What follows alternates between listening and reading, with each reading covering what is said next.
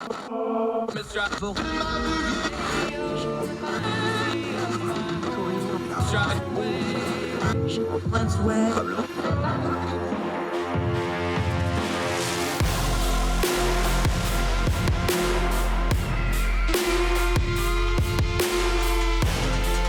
your host, Andrew Donaldson. This is Heard Tell. Heard Tell Show, and it's your day, folks. It's Friday. You made it. Congratulations. April the 15th, year of our Lord 2022. So glad you're with us, ending up a very strong week of turning down the noise of the news cycle. Man, we've covered a lot of stuff, a lot of caterwauling out there this week, and our day keeps the caterwauling away right here on Heard Tell. Thank you for joining us. I'm Andrew Donaldson. You give us the most precious thing you have, your time. We greatly appreciate it. We got some interesting stuff to cover today. Our favorite guy, I say our favorite, not because he's just our favorite. He's been on this program more than anybody else.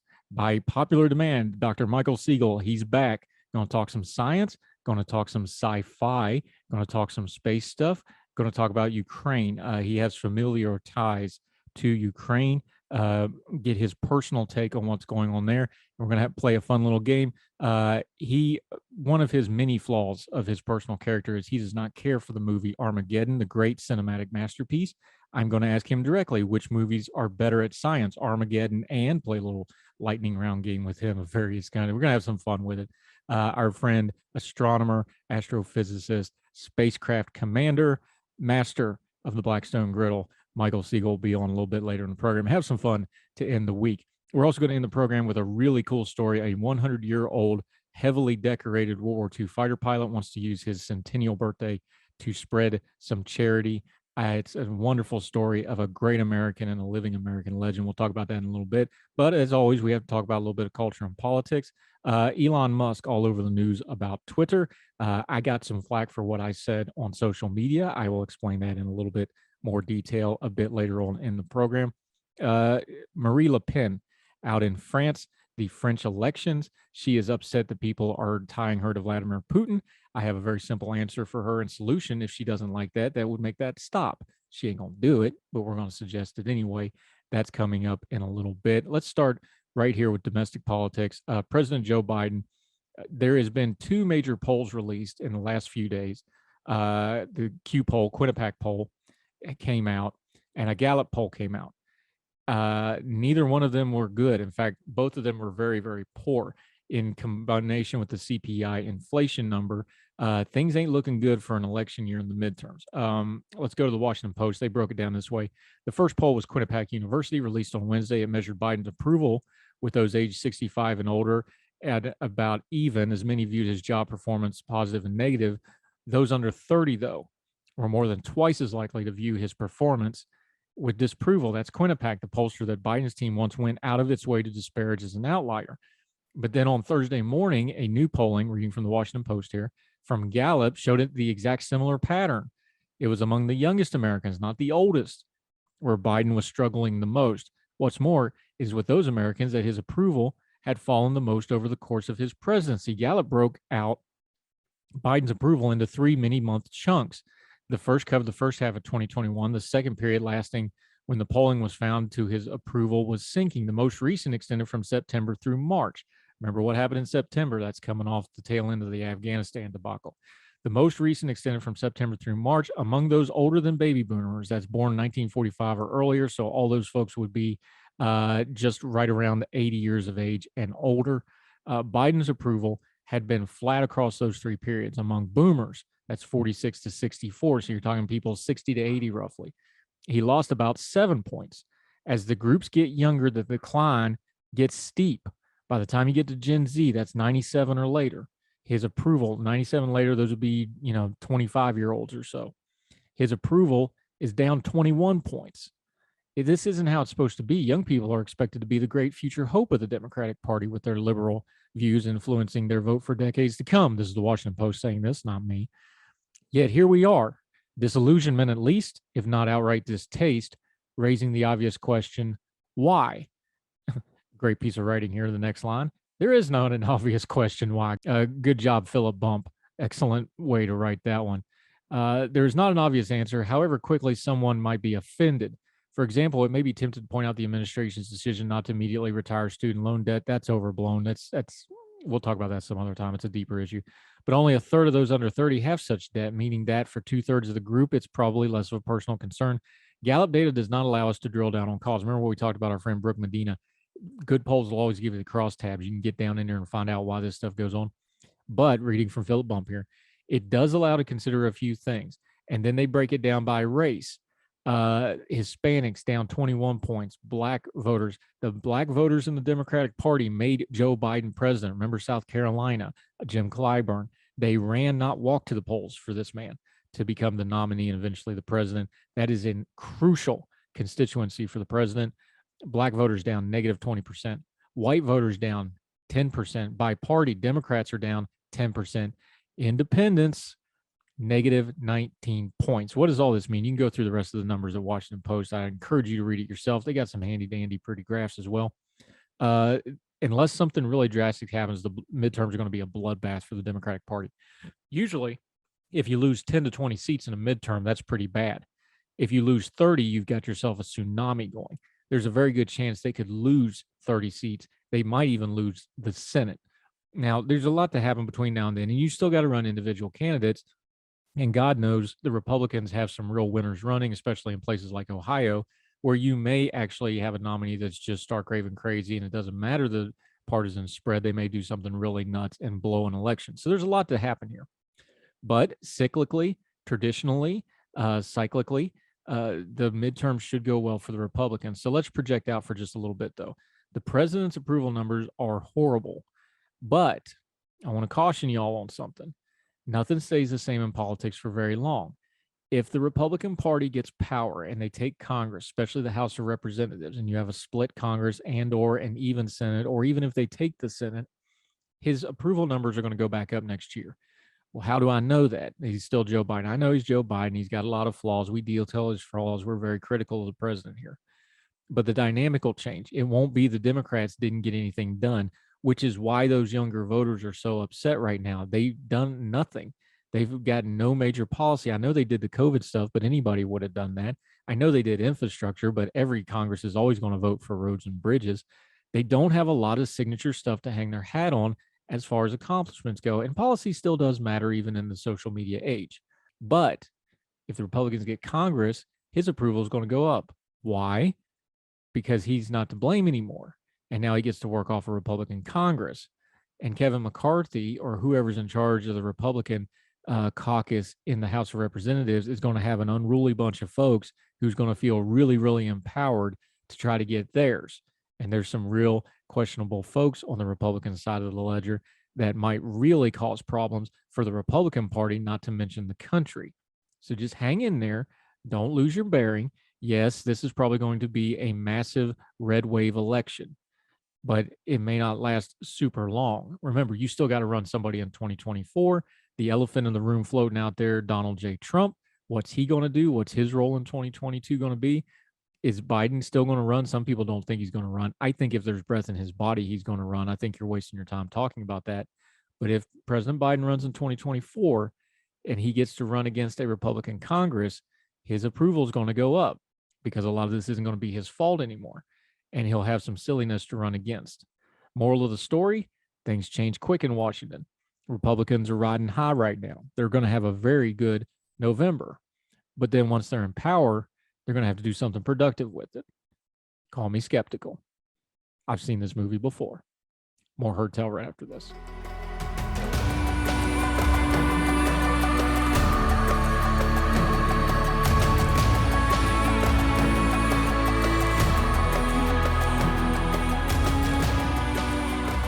Back to Heard Tell. Okay, I don't really want to talk about this, but I have to because fair is fair, and I took a whole lot of flack on social media for it. So let me break this down for you a little bit. Elon Musk. We have discussed him on this program before. We've had guests on in whole segments talking about Elon Musk. He's a complicated guy. When you're a mad genius, the problem is the genius part comes with the mad part, and the mad part comes with the genius part. I don't mean mad as in, insane. I mean mad as in he's just a special kind of guy. People that function on that level, they're just different. Nothing wrong with that. I've broke it down on this program before, and I've been consistent. I love the SpaceX stuff. Tesla is a subsidized Ponzi scheme. We'll talk about that some other time. Go ahead and get mad. It just is.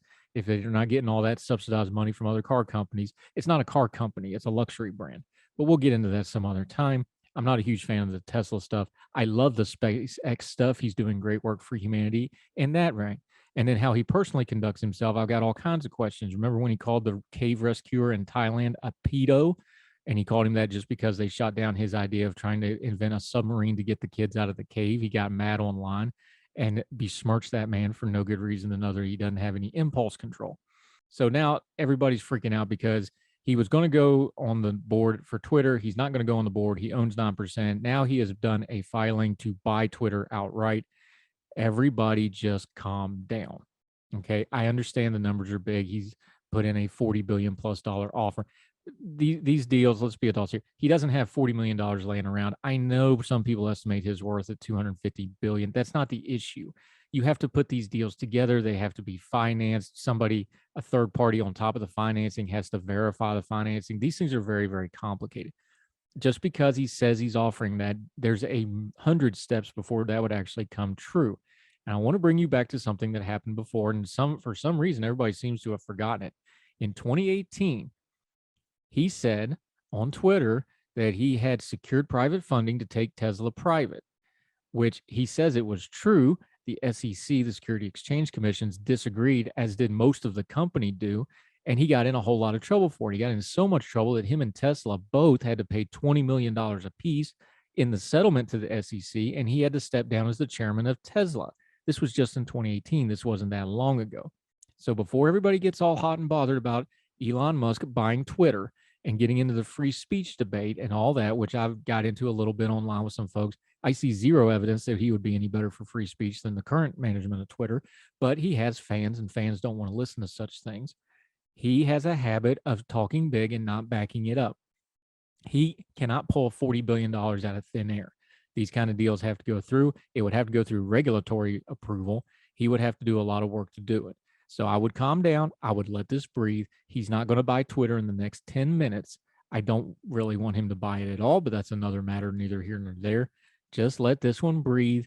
It may turn out like the taking Tesla private thing where he's just shooting his mouth off online. I know he did a filing. Anybody can file anything. Calm down. Keep your bearing. Let this one breathe.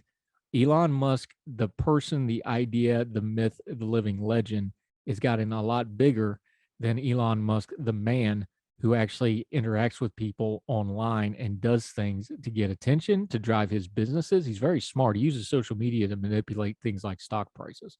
Let this thing breathe. See what actually happens on it. You don't need to get on your ramparts over Elon Musk.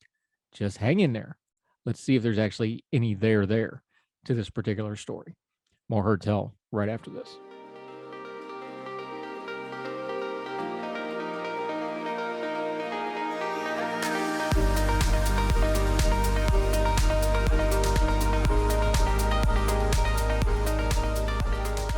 Welcome back to Heard Tell.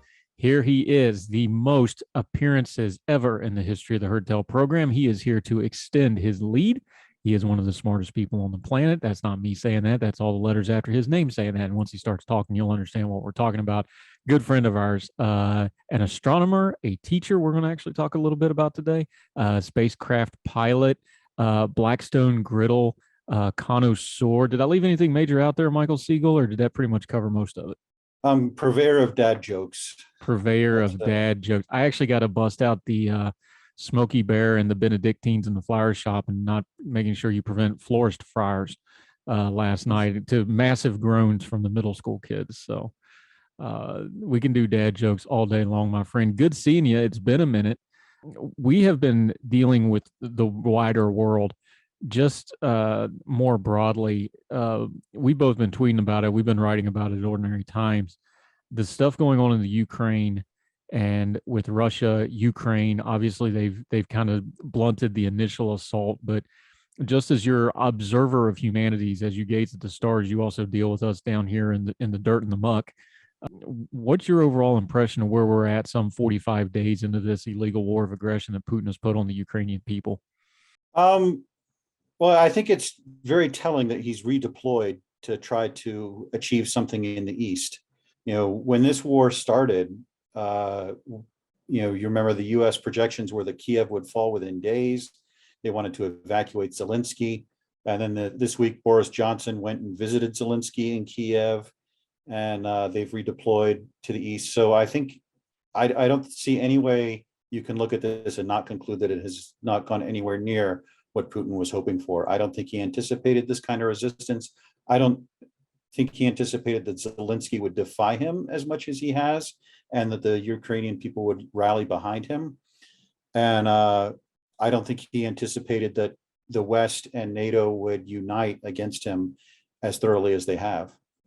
I'm going to ask you because I'm assuming this probably lands differently for you, and you've talked about this a little bit, but the anti-Nazi stuff, the not so veiled Jewish stuff. Ukraine has the largest Jewish population in Europe. As somebody of that faith and that cultural background, how has that part of it been landing? Because I got to imagine it's like the veiled layer of awfulness that we're not even talking about, but everybody knows it's there. When you hear Putin say that, and we know there's a lot of racial groups, people get into the Nazi stuff. How does that been landing with you and your family and your faith group when you guys talk about this kind of stuff? Because underneath all the awfulness of the war crimes and all that, there's just a lot of base level bigotry and hatred going on here on top of all the rest of it and the political calculations, isn't there? Certainly. You have a long history here. I mean, my grandmother was Ukrainian Jew from the Odessa region where there's been fighting. And you can certainly look at, on a national level, I just read Anne Applebaum's outstanding book, Red Famine, about the Holodomor and the deliberate mass starvation of Ukrainians in the attempt to wipe out Ukrainian culture. There's a YouTube channel I follow where they play this stringed instrument that is a traditional Ukrainian instrument. At one point, Stalin had all the people who played that instrument gathered together and executed because he wanted to wipe out that part of their culture.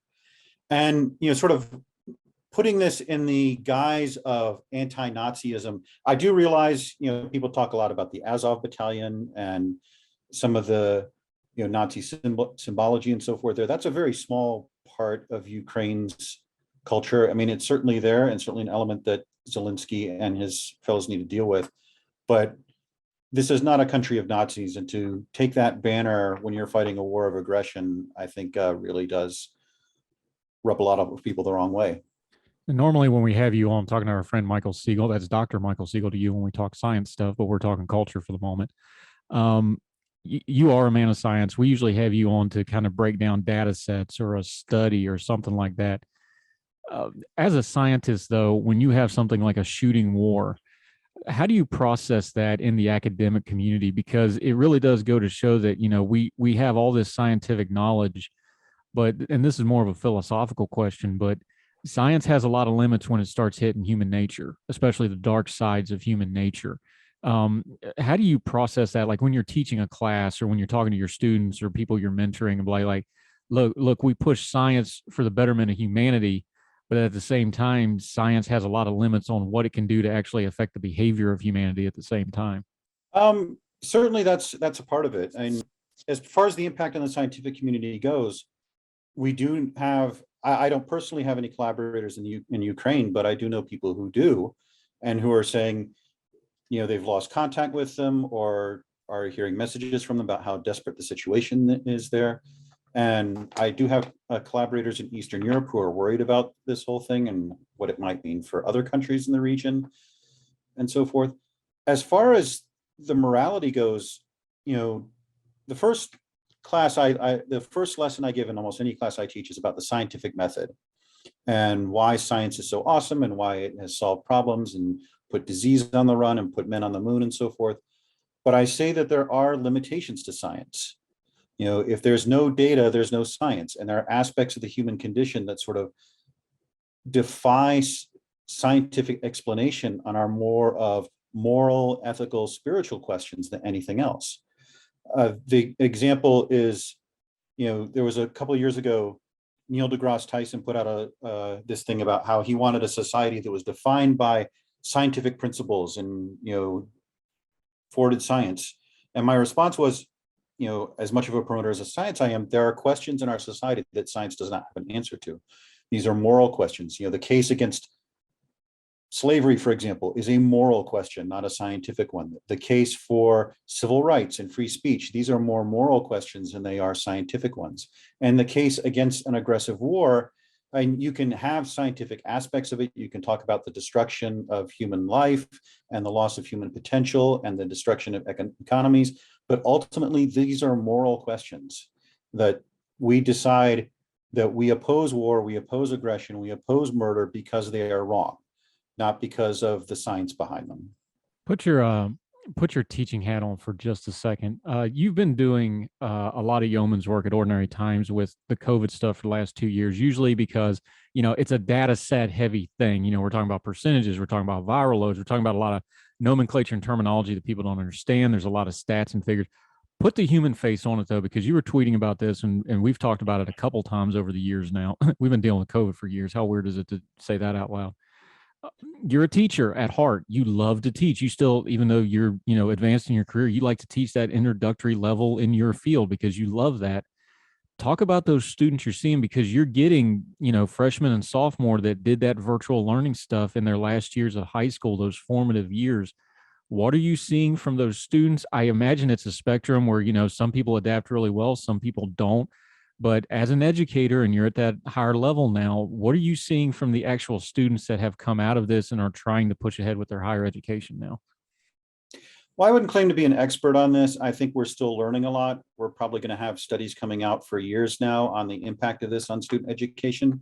And I don't teach full time. I'm a research professor, so I teach maybe one class a year when we need someone in the schedule. But contrasting where we are now to where we were a couple of years ago, it seems like a lot of students are doing well. They've sort of picked it up without a problem.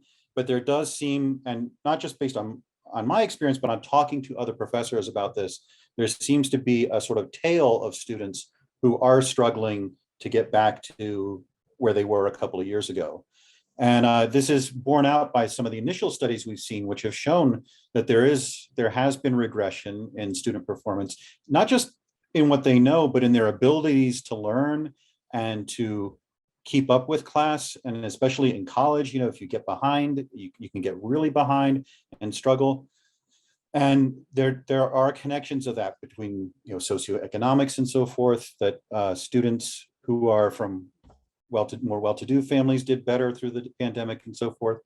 I think it's going to take a long time before we know the impact of this. It's not in any way positive. It's definitely been a negative. How big a negative it is, whether we can recover from this within a few years, that remains to be seen. I think it's going to take a lot of work and patience from a lot of people who are already, especially in the case when you're talking about, I'm an occasional college teacher. When you're talking about high school teachers and elementary school teachers, they've already been pushed by the pandemic pretty hard, are sort of at their edge. And so now having to recover from that is a challenge. And I have two children, one's 14, one's 8. And I would say that based on what I'm seeing with them, they've gotten back to being in good habits and being back to the skills they had, but it did take a while. But the difference between I'm seeing in them, we were in a pretty good situation with being able to support remote education for them. In-person education is just a massive improvement over remote education for children of that age. And I understand why we closed the schools down. It was, at the time, it seemed like the decision we had to make, because everyone envisioned, you have children, I have children, we know that they bring home everything. And so there was a thought that this was going to just make the pandemic even worse than it was. It turned out we could control it through masking and social distancing, and especially through improvements in ventilation in our schools. And so in retrospect, it was a mistake, but it will be a while before we really know the impact of this short, medium, and even long term. Yeah, talking to our friend Michael Siegel. Scientifically, though, talk about that medium, intermediate, and long term, because we're already starting to get some really serious studies. I just saw another one out on the West Coast. I put it out on my social media where they're looking for people. They're doing these studies on long COVID now. We've covered it on this program that people with underlying conditions like autoimmune diseases. There's going to be some long-term ramifications from this stuff. Just as a scientist, I know short-term, everybody wants to know, is there going to be another wave? Are we ever going to go back? Short-term, intermediate term, long-term, what's kind of the markers we should be looking at? Not just, masks coming back or anything like that, but what should we be looking at to make sure that we've kind of got the worst of this behind us now?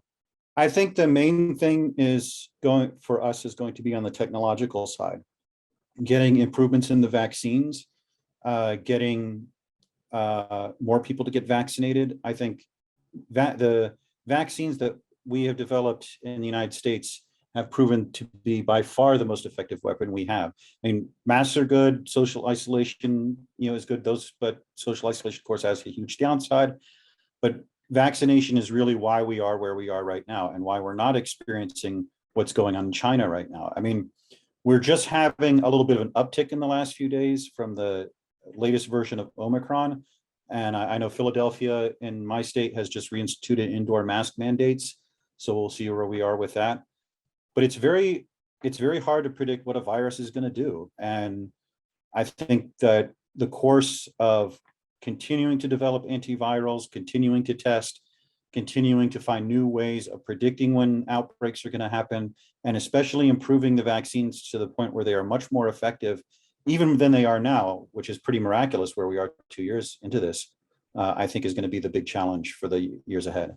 Yeah, we're talking to Dr. Michael Siegel. He's our good friend from ordinary-times.com, does a lot of our science writing. He's been doing our COVID writing, also talking a little education. We come back. I'm going to actually give him some science questions, get him off this hardcore philosophical stuff, get him back in his comfort zone here a little bit, talk some science. Always enjoy our discussions. Michael Siegel, when Heard Tell returns.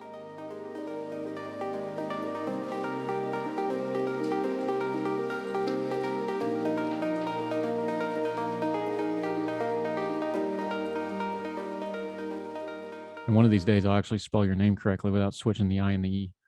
I promise. I'm going to keep working on it. I'll learn. Welcome back to Heard Tell, talking to our friend Michael Siegel. Okay, doctor, put your science hat on. There's been some scientific headlines we want to run by you. The Chernobyl thing, when it initially happened, I was kind of like, this is a distraction.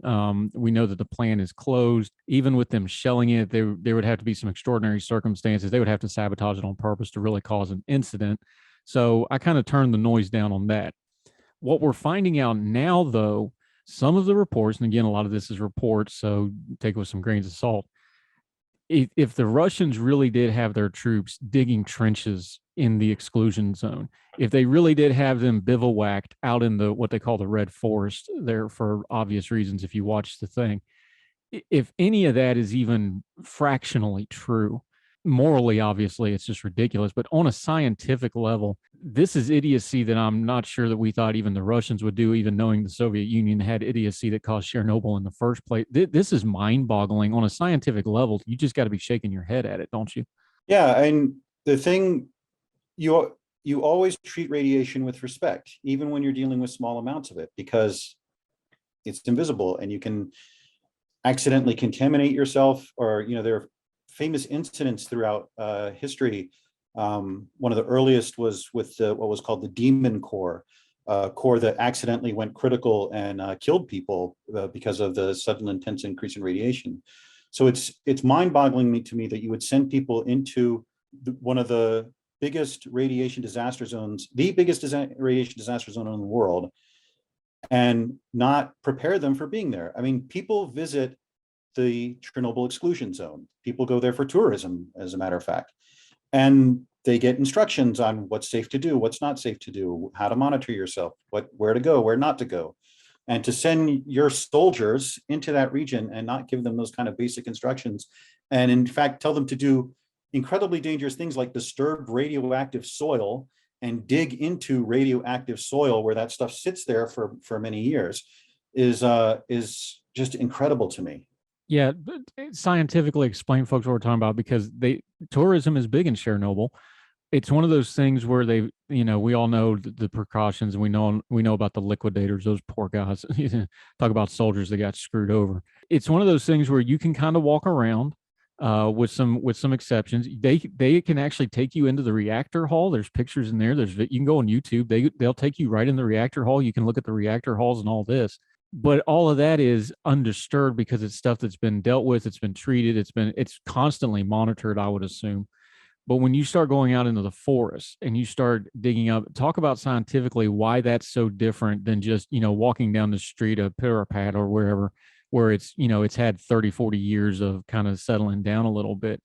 That's a whole different beast when you start disturbing and stirring it up. Talk about radiation because, I don't know what you call it. It's like people might be thinking like dust or just dirt clouds or whatever. This is a different beast when you're talking about something that's radiated. Yeah, and with Pripyat and the areas around there, they have a pretty good idea of where the danger zones are. They've cleaned out a lot of the contaminated areas. They've made it so that people can work there and function there with low levels of danger. I mean, you're exposed to radiation all the time. It's the accumulated amount that is dangerous. So small amounts of radiation over long times or intense amounts of radiation over a short time are what's dangerous. So going into the exclusion zone with their guidance of where it is safe to go and so forth, that's not the safest thing in the world to do, but it's not going to kill you. Whereas, you go into the Red Forest, these are areas that have been deliberately avoided, where the soil is contaminated, has not been cleaned up, and so forth. I mean, it's now one of the most amazing wildlife refuges either, because it turns out that a lot of creatures can adapt to radiation environments. But when you can imagine the ash and smoke and debris from the reactor sort of spreading over the area, some of that stuff is still dangerous. And if you stir it up, you can breathe it in, it can get in your clothes, it can get on your body, and that's very dangerous to be doing. So you can function in the radiation zone if you are in areas that they control and that they monitor, but just going in there and doing random stuff. I remember a few years ago, there was some woman who said she was biking through the exclusion zone. It turned out not to be the case. And people were like, that's very dangerous because you're going in uncontrolled areas. Yeah, talking to our friend Michael Siegel. Okay, speaking of somewhere that has a ton of radiation, your favorite place to talk about, space. Some big developments. We've talked about the Webb telescope. It's up, it's running, it unfolded. Everything seems to be going really, really well. The stargazing folks just lost their minds at the initial imaging. It looks, kind of like a flared photograph, I'd guess would be a good way to explain it to people that aren't looking at it. It's just kind of a big dot of light. Why was that dot of light such a big deal, though? And explain it to folks. You can go to ordinary-times.com. You've written about this. You've got the actual picture, or I guess it's been artist rendered a little bit so people understand what they're looking at. Why was that little dot of light such a big, big deal for the scientific community? Because JWST has 18 mirrors. One of the things we figured out many years ago was it's hard to build really huge mirrors. And there was a time when about 5 meters was the biggest single mirror you could build.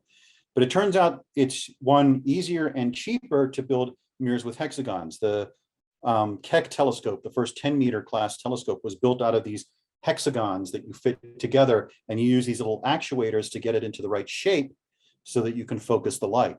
That was one of the big challenges. The James Webb Space Telescope has multiple mirrors. And when they first turned it on, you had 18 images because they were all focused in different places. And now they've aligned them so you get a single image of every star in the field. And that's what we wanted, for it to act as though it were one giant mirror. And so it's a bright star that's saturated because you want to focus on a bright star to get the best alignment. And it has these spikes out that are diffraction from the support things. But if you actually look deep in the image, you can see lots of little faint galaxies, lots of very faint stars. People were comparing these to images from previous infrared space telescopes where a galaxy was just a blur of light, and now you can see structure and spiral arms and so forth. And so you're getting the kind of resolution, the kind of detail when you look into the cosmos that we had hoped that this telescope would produce. So right now, based on the preliminary testing, it is within spec and doing what we hoped it would do. It's probably going to still be a couple months before we'll start getting any real science quality images out of it. They're still calibrating it and waiting for everything to finish cooling off and so forth. But so far, so good. It is performing as well as we could have hoped. Yeah, I was reading one person from NASA writing about it, and they actually said that they have research data they didn't even know they were missing just from the test image. because it was so clear. They were finding stuff that they didn't even know. They're like, we can do research just off the test run, and it's not even calibrated yet. That's how excited they was. That's a pretty amazing piece of equipment, then, isn't it? Yeah, I mean, and you hope it is for the price the taxpayers paid for it, but it is a quantum leap in our ability to image the deep infrared universe.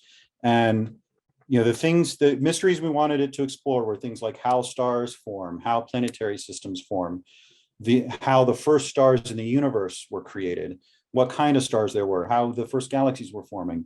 And these test images indicate it's going to be able to meet those objectives and answer those questions. And to me, anytime you put a spacecraft in a new space telescope up, I like to say, if you build it, they will come. When you put a new instrument up, people are going to think of new things to do with it that you didn't think of when you built it. Our Swift telescope was designed to look at gamma ray bursts. It's a small fraction of the science we do now because people can think of all kinds of things they can do with the capabilities we provide. And this is going to be like that. There's going to be science we're going to get out of this that we did not anticipate when it was designed 25 years ago. And so that's going to be, to me, the most exciting part, what it's going to do that we don't know yet it's going to do. Michael Siegel, we always enjoy talking about this. Now, his little side project, though, he likes to review science fiction and put a little bit of a spin on it. So look, friends hold friends accountable. So I hate to do this to you publicly, but I have to. With the sad news of the retirement of Bruce Willis from acting because of his health issues, and we wish him nothing but the best in that and his family.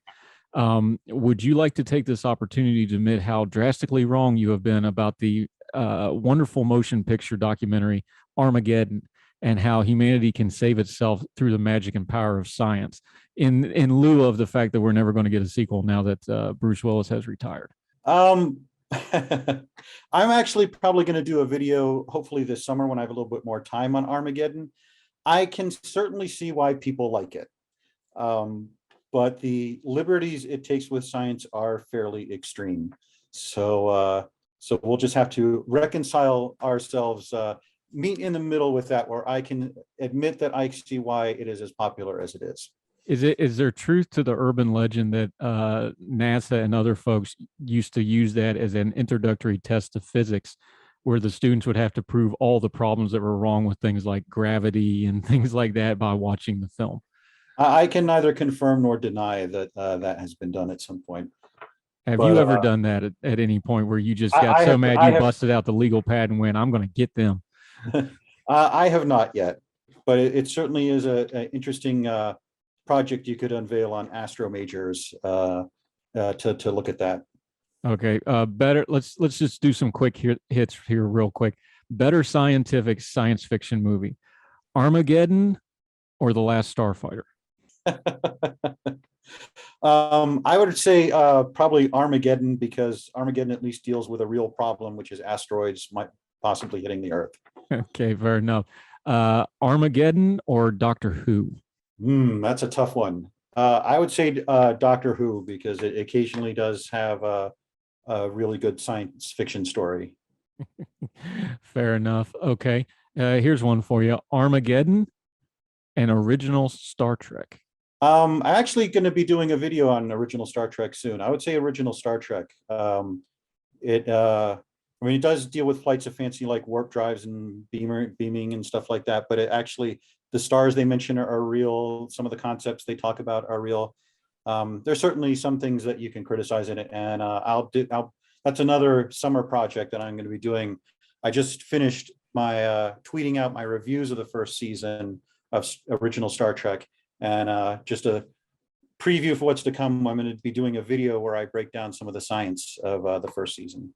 Yeah, I remember reading one of the original NASA guys from back in the 70s and 80s when Star Trek, and they asked him about it, and he goes, the orbiting bothers me. He goes, they act like that's the most routine ever, and that's the hardest thing we have to do.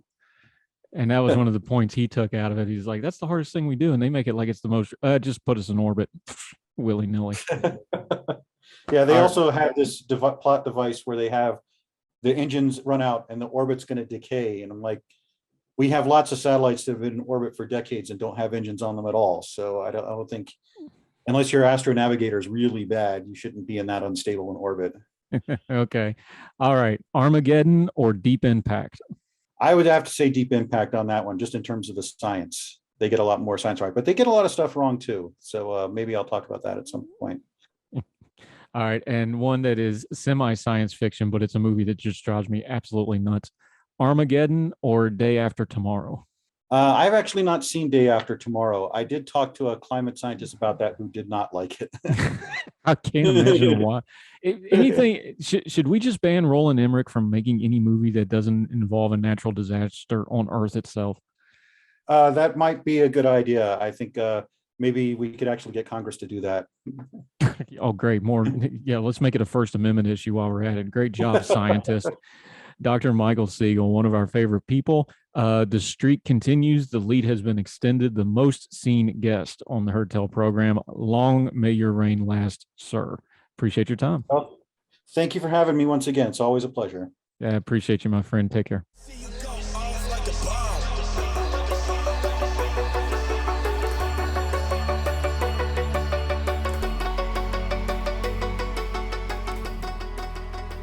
Going back to Herd Tell, headline out of the BBC, French election, Le Pen, that's Marie Le Pen, who is running in a runoff against Emmanuel Macron, the sitting president of France in the second stage of the French presidential elections. Le Pen angered by protests over ties to Putin. You can read it for yourself at bbc.com, but basically she's very upset that people continue to harp on her connections with Vladimir Putin, including sending out pictures of her and Vladimir Putin standing beside each other, arm in arm, looking very, very chummy. Miss Le Pen, this is very simple. If you don't want to be considered a right-wing extremist with deep ties to Vladimir Putin, stop being a right-wing extremist with deep ties to Vladimir Putin. Her political party actually has gotten money from Russian banks. The ties are deep. She has modified her public image in this particular campaign. She modified it a little bit last time out. She's really modified it this time, trying to turn down some of the real vitriol that she spits out about things like NATO, about things like a Europe that stands up against Vladimir Putin. She is a very questionable person with very questionable plans for the future. For the French people, which, by the way, as Americans, a country we leaned on heavily, looking at some things that we wanted to do philosophical-wise when we put our country together, country that came to our aid and helped in the revolution, country that we returned the favor in World War II and defended them. These are friends of ours, and we shouldn't want unworthy schemers taking the reins of power in a country that's been an ally and a friend since the beginning of our country. It is our opinion, informed, humble, but accurate opinion, she would be an utter disaster for not only France, but Europe as a whole and the world as a thing. These ties to Putin are very troubling. The things she said about NATO are even more troubling. It's not that NATO is above reproach or there's not room for concern or that France can't make its own way in the world. That's not what we're getting at. We're saying there's untoward things here. She has some very bad ideas about social issues, specifically about certain people groups. You can do your own homework on all that. Long story short, nobody that loves freedom and liberty should want anything to do with Marie Le Pen. And too many people on the wider right, or the global right, as they like to start calling it, seem to want to put her up as an example. She is not. We're not going to pretend she is. We're going to call it as I see it. Not that Macron's the best hot sauce ever to be existed as a leader, but we can see that Le Pen is going to have all kinds of problems for wider humanity and freedom-loving people, and that's why we can't support her. So, Miss Le Pen, if you don't want to be considered a Putin flunky, stop acting like one. Your actions speak louder than your words. More Herd Tell right after this.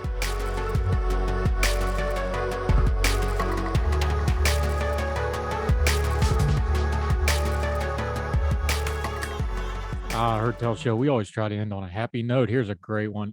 Erwin LeBeau is the true definition of a hero. This is CBS News 12 out of Florida.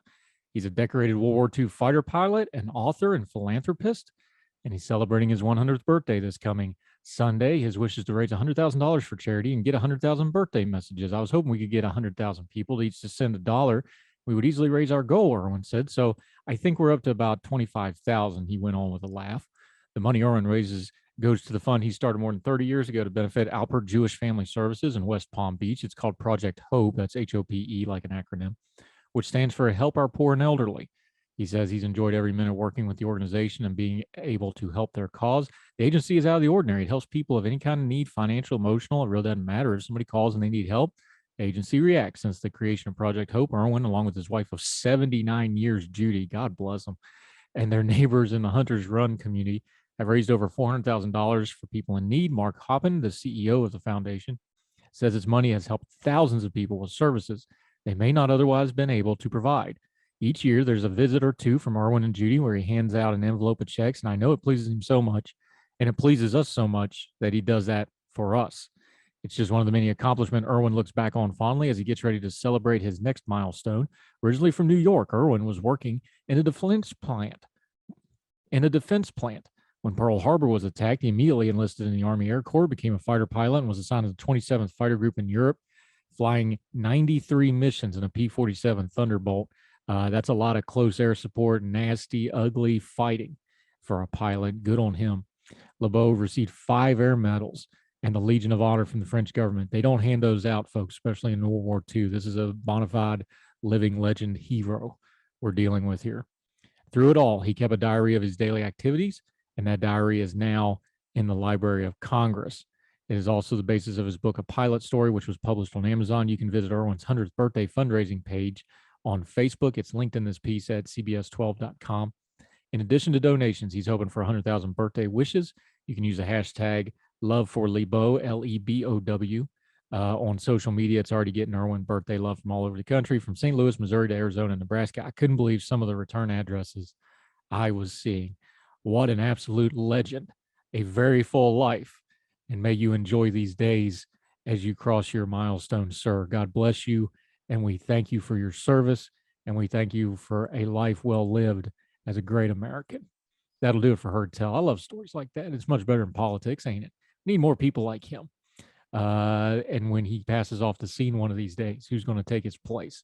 We hope it's one of you who'd like to join us and like to turn down the noise of the news cycle, like to get the information that matters, likes to discern the times and do some good out there and not just send cat pictures and yell at Congress with our social media. We try to actually do something good with it. Share this program. That's a good way to start. We're on all the podcasting platforms and the YouTube channel. YouTube channel is a great resource for you. We have playlists now on there. The Good Talks interview segments, the Twice on Sundays show, the Deep Dive podcast. We've got a couple of them we're working on right now.